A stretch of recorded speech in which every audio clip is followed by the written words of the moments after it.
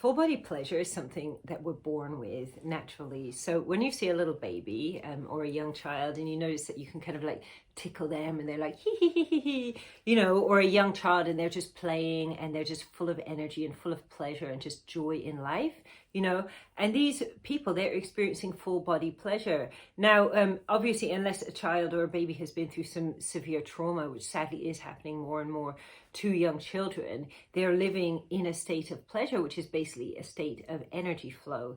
Now, when we're the Western audience, which is pretty much the whole audience in the world actually influenced by the West, we're living under a sort of indoctrination by Christianity that we are supposed to suffer in order to basically, get anywhere in life.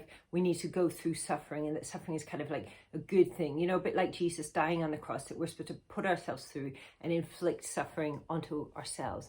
Now, I would just say, suffering is part of life.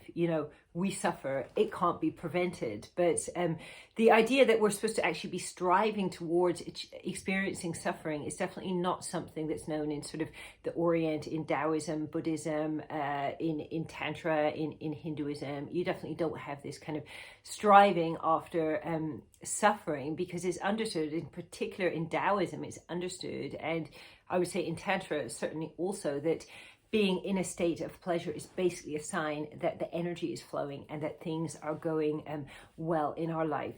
So when we take this to sexual pleasure and full body sexual pleasure, which is a very, very important healing and regenerating state that allows us to really keep our body healthy, but also progress in a kind of emotional, personal, sort of spiritual way as well.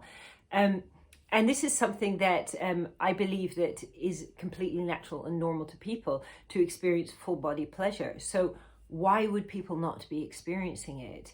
Now, if we imagine pleasure, or let's call it orgasm, as an energy, so an orgasmic energy, and that it comes from the perineum. So this is according to Chinese medicine. We have an energy point, sometimes referred to as the $1 million point, or the hui yin, that's just in the perineum, so just in front of the anus, a little soft spot, and hopefully you can try to touch it and play with it. And that's basically where all our energy is coming out, whether this is our pleasure energy or just the chi energy that's keeping us healthy. It's coming out of there, it's going through the meridians, and it's feeding our body. So just as the normal chi energy comes through our bodies and spreads out, makes us feel good, makes us feel energized, makes us feel happy, the same thing goes with pleasure energy. So the pleasure energy naturally wants to rise up our body. Now you can see this is talked about in Tantra as Kundalini energy.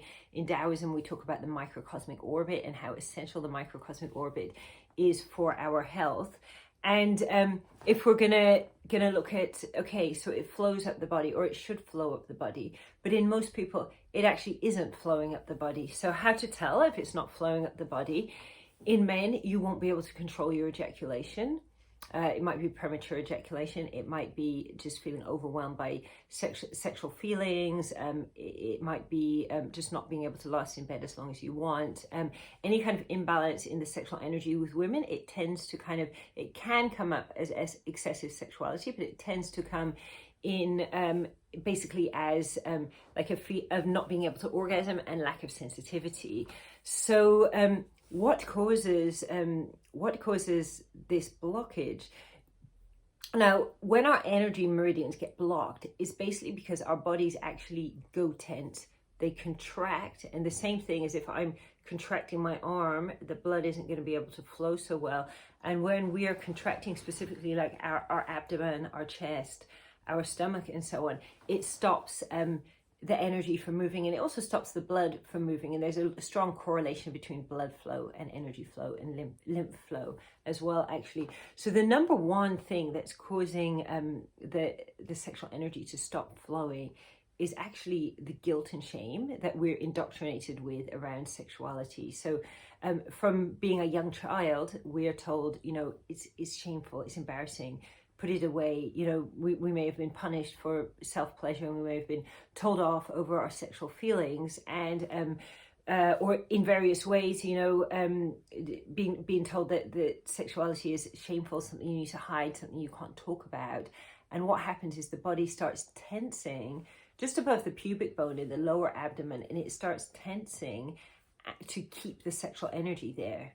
Now, the thing is, the sexual energy naturally wants to flow up our body, and it wants to bring a pleasurable sensation into the whole body. But when we're tensing, it's kind of down there and the pressure just builds up and builds up. So this is why it's common to get like a kind of what people might call sex addiction or hypersexuality, which I think are kind of misnomers, because basically these are blocked sexual energy. Then the energy just can't move up, and that's why the man may be getting this urgent need to ejaculate, or that in women it tends to manifest as not having orgasms, not having sensitivity, and so on, and other kinds of like gynecological problems. Sexual problems in males also can be problems with the testicles, like physical problems, cancers, and so on. These are all basically manifestations of sexual blockages caused by guilt and shame. Now, there's different ways of working with this. I mean, one thing is I always recommend to people to actually put your hand down by your groin and touch the crease at the top of the legs and around the pubic bone, and just feel around there and see, is it sensitive? Do you feel lumps? If you're having lumps there, so the lumps are basically most likely to be blocked lymphatic, it's good to just start massaging that area, because the physical massaging of the area also helps us to start shifting the guilt and shame that's been stored in the bodies. Now, naturally, sex should serve and can serve to release this blockage, but it depends very much on how we have sex. So as Western people, we're living very much on the idea that I would say like Hollywood, Netflix, and so on. They're giving us this idea about what I call like adrenalized sex. So it's like a sexual act. We build up this energy. We really have this urgency to kind of have sex. We have sex, maybe just for a few minutes. If you watch Netflix or Hollywood, you're lucky to get a few minutes out of it, and there's just a quick release of energy. And certainly if you look in porn, there's very, very little porn which is showing like extended foreplay, extended pleasure experience. And it's just this kind of quick rush, that people are hoping will lead to this amazing peak experience. But these kind of peak experiences, they then tend to kind of like dwindle and diminish over time, because what's happening is the energy's being lost out of the body and it's not being sustained. Now, if we look at Taoist lovemaking and tantric sex, we can notice that there's like a very, very different lovemaking experience in there, and that it's all about like going slow and about going through each sensation and feeling the sensation. Now, we think of sex and we think of pleasure, and obviously pleasure is a big part of sex, but then also like all kinds of emotions can come up with sex. I'm sure you're probably familiar with, typically it's women who are known to sort of cry after sex, which in my experience, if I cry after sex, I've had like really amazing sex, and it's definitely not something that actually, it can be scary perhaps if a man is having sex with a woman and she cries and it's the first time he's seen that. But actually crying after sex can be a real sign of actually like energy unblocking, and the same for men. If the man wants to cry after sex, often men have a lot of energy that they really hold on to really tightly, that it's so beneficial for them to release. So in order to basically start moving through and unblocking the energy, the first most important thing is to start to go slow and to learn to basically create a slow relationship. So self-pleasuring is an amazing, amazing way to do this. So for example, like stroking your own penis and starting to do it in a very, very gentle way. So if you imagine this is the penis and this kind of touch. I mean, I think doing this on the frenulum, the head is great, stroking up. And often you won't feel anything, because if you're used to, grabbing very, very hard and pulling backwards and forth, you're suddenly doing something really gentle. But when you start to basically like relax and really tune into the feeling, what happens is you actually start activating and pulling that energy up into your body.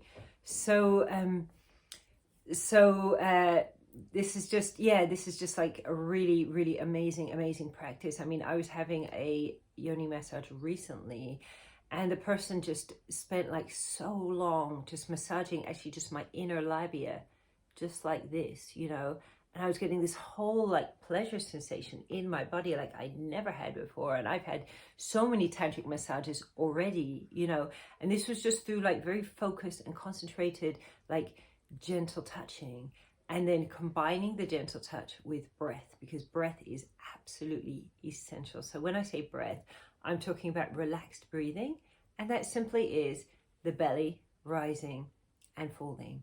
So to try to practice this, to try to practice the breathing, so I've already got a video on YouTube explaining about this breathing, and check out that video.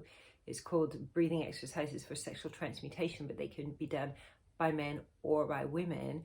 But to try to do these breathing exercises, and then you can do self-massage or massage with your partner or with a friend, but just going as slow as possible and almost making it a game, so that you're going just slower and slower, you know, and more gentle, and basically just experimenting, like how gentle can you actually go? Can you even get to the point where you're not touching it? For example, you're going like this by your penis or vagina or your partner's sexual organs, and you're actually feeling energy from that, because the more that we go gentle, the more that we're actually increasing pleasure in our body, increasing orgasmic energy. And the more that energy is then able to start traveling through the body and into the cells, and basically just like being absorbed into our cells.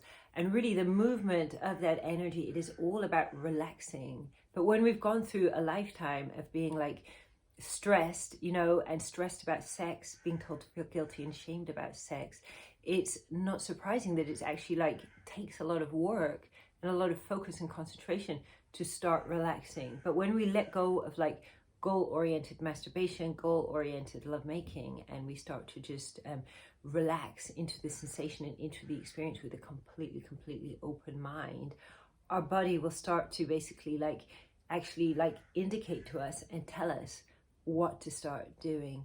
So experiencing full body pleasure, it's really actually taking ourselves onto like a different level of consciousness. So it's moving from what I actually call like the capitalist mentality. Not that I'm against capitalism, I think capitalism is great, but the idea that, for example, like pleasure is a bit like money, that if I have more pleasure, you have less, or, you know, if I use a lot of pleasure now, then I'm going to have less later, which that can be the case. But when we start actually really relaxing and inviting the pleasure into our bodies, that pleasure actually starts to multiply. And this is just like a really fun thing to do with ourselves, a really fun thing to basically do with partner as well, if we have a partner to do it with. And it's actually about like slowing down and going over like every little bit, every little sensation, and really like experiencing it. So you could just go like on one part of the labia or one part of the penis, just do this for just 20 minutes. Just really go into the sensation, and then find another part and just do that, and just go really into that sensation, so that you're just getting like more and more of an experience of what your body is actually giving you in terms of sensation, which is so much more than what we're taught is great sex in Hollywood, in porn, and so on.